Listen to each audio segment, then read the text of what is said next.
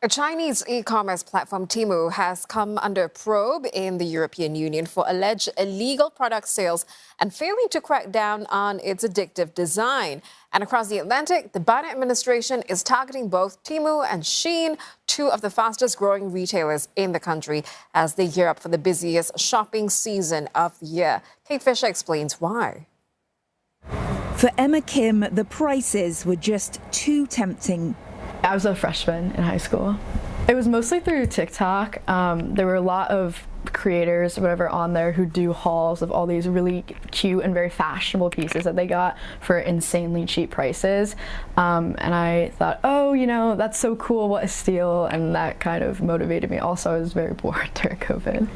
Now 19 years old and sporting a thrift store sweater in her college dorm, Emma says she no longer buys from these sites. I also had ordered a small white button-down shirt to wear kind of underneath clothes, and I think I wore it once and then the button fell off, so I was kind of a little shocked. And then I complained to my mom, and my mom was like, well, why do you think, you bought this for $4? Why do you think it's so cheap? So then that's when I kind of stopped.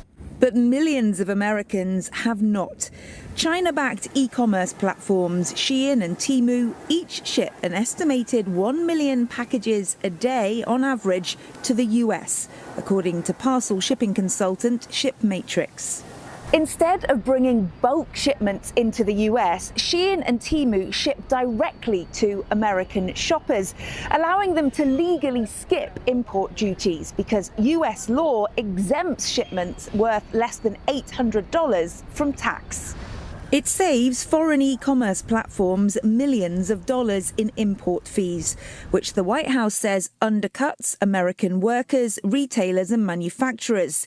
It wants to close the loophole known as the de minimis exemption, forcing these retailers to pay when they import goods of any value. The proposals won't go into effect immediately. They'll be subject to comment by industry before being finalised in the coming months. In statements, both Shein and Temu said that the import loophole was not central to their success. Shein said that its growth was anchored in its on-demand business model, while Temu said its growth is not dependent on this policy. My guess is that the impact will be very minimal. Here's why. As a customer, if I'm buying a t-shirt for $3, so now I have to pay duties. The duties may be 10%, 20%, no big deal. In that case, the price is still much lower than other retailers. There are also data privacy concerns. Temu's facing a lawsuit from Arkansas's Attorney General, alleging that its app grants itself access to virtually all data on a user's cell phone. Temu has categorically denied these allegations, which it says are based on misinformation that circulated online and totally unfounded. It says it will vigorously defend itself.